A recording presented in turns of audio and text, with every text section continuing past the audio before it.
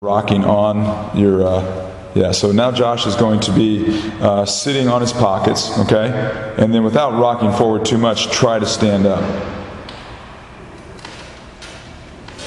Okay, pretty hard, okay? Now he's going to go ahead and rock his pelvis to the rear so his pockets are exposed to the bow. Now try to stand up. Easier? Yeah. A lot easier. Okay, yep, okay.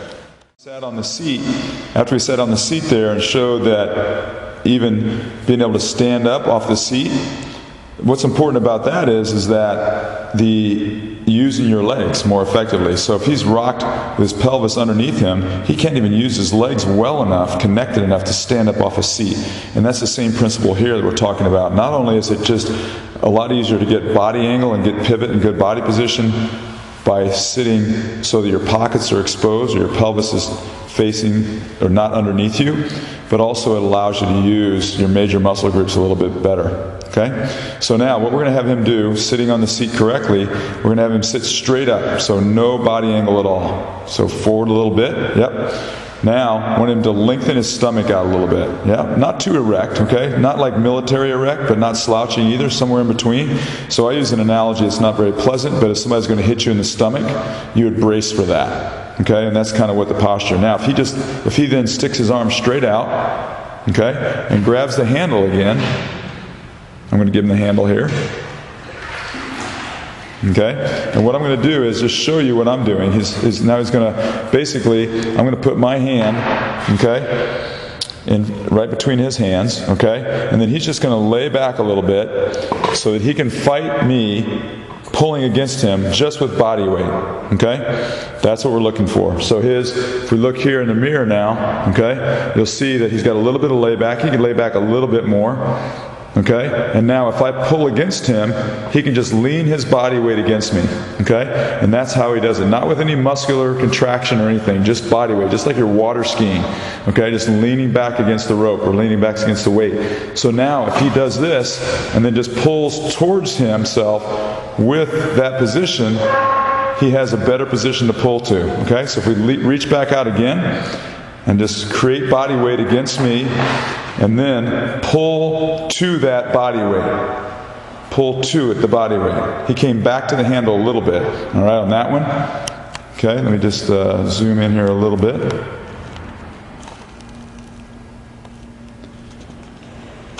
Okay, let's do this again. So now, he's leaning back a little bit and body weight hanging against my resistance. Okay, so now just stay back there and draw the handle to the body weight.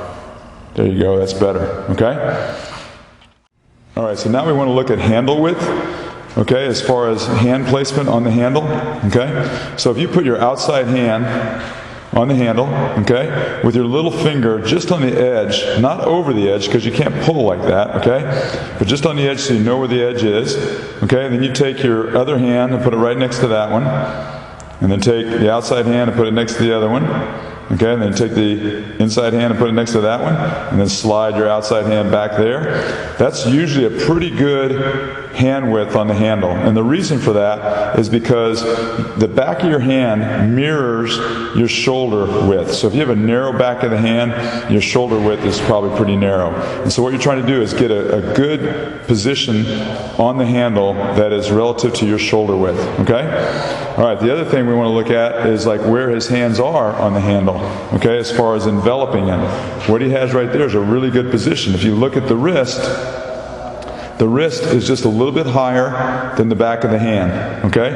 If he was out on an extended digit, so his wrist was down, and he's out like that, okay, that's not a very strong position with either hand. But if he envelops the handle, comes around it, doesn't squeeze it, all right, but comes around it, so that first digit from the main knuckle down to the second knuckle is where the force is applied, that's the best position, the strongest position for connection to the handle. And you'll notice on the inside hand where the watch is, so the wrist is just a little bit higher than the back of the hand. So as he pulls through, if he comes through just draw through to the finish and keeps the wrist in a good position, tries to keep the wrist in as good a position as possible.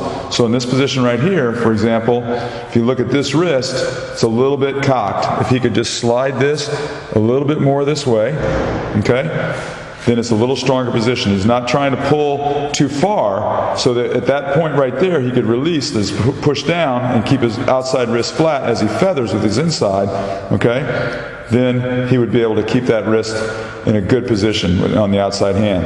Now, as he goes through the recovery, we're not going to go all the way through the recovery right now, but as he goes through the recovery, inside hand, he's out on the fingers. That's good, because now he can squeeze into the palm and get the wrist flat with the thumb underneath. Yep. Now he's in a good position again.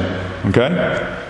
So, again, if he extends the arms out, all right, and you look at that strong position through the middle of the drive, that's what we're looking for. And then if he just goes ahead and draws through level, keeping the wrist flat, yep, good position right there, and release, and keep the wrist, the outside wrist, in the same position as the inside wrist drops down. The other thing we talk about a little bit, if we come up to the catch now, all the way up to the catch, with the blade feathered, okay, so outside wrist above the back of the hand, and the inside wrist is a little bit depressed, okay, so it's down a little bit because you're feathered and you're out in the fingers a little bit with the inside wrist, okay, if you look at that. Now, if we come back on the slide a little bit, so less into the recovery, a little bit, yep, there we go.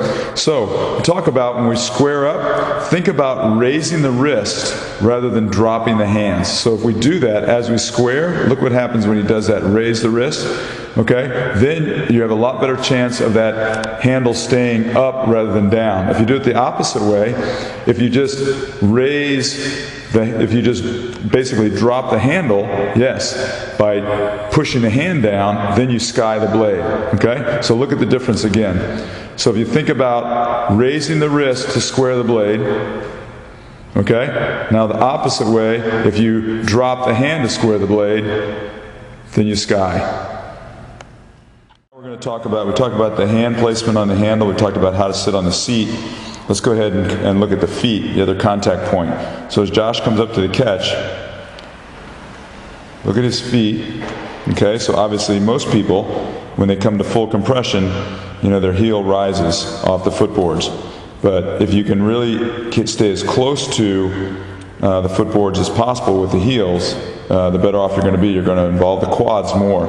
So as he goes, he's just going to drive slow motion, and he's going to stop once his heel hits the footboards. Okay, so about 3/4 slide, maybe 2/3 slide. So he's most effective with his quads at that point. Doesn't mean that he wants to row this length of slide, but as he gets more flexible, more aware of it, he might be able to go have his heels down a little closer to full compression. So let's come up again. And then just be more aware of it as he drives and getting his heels planted there. Now further, he's just more aware and he's more compressed. Let's go up one more time. And then as he pushes, heels drive. So that's about it for now until he gets more ankle and Achilles flexibility for him to get his heel planted. But if he focuses on, even at the full compression point, all the way up, that yes, he's on the ball of the foot more than his heel, obviously, but if he really focuses that he's driving, even in the early part of the drive, that he's driving his heels to the footboard, even if they're not in contact, he's going to involve the quads more.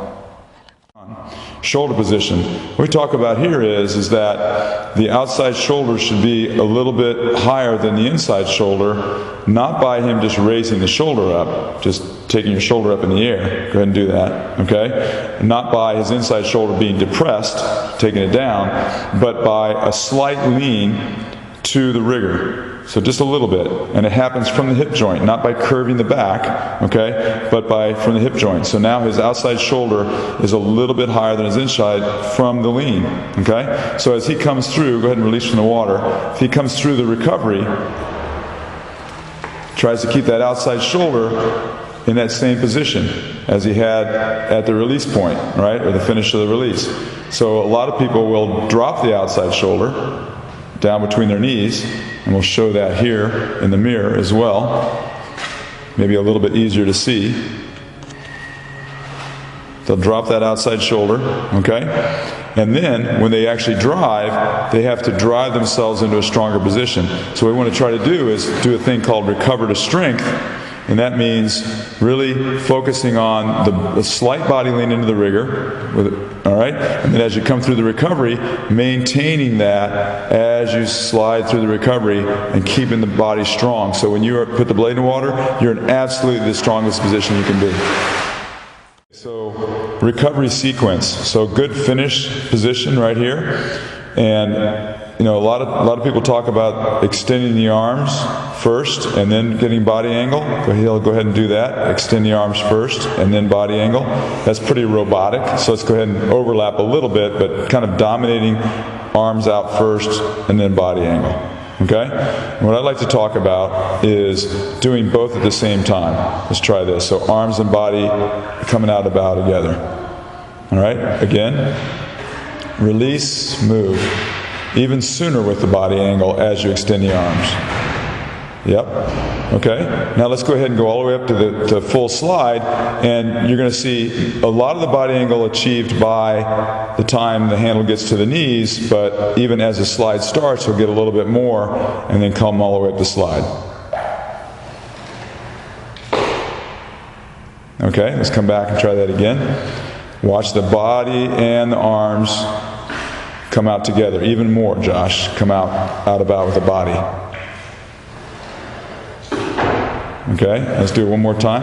Doesn't have to be faster with the hands. Just think about everything moving together. There we go. Okay, and what we're talking about here is that two things happen. You get the body weight out of bow. Go ahead and do it again. You get the body weight out of bow upon release, and you guarantee early preparation by the fact that you're pivoting right out of bow at the release. Okay. All right. Now we're talking about drive sequence.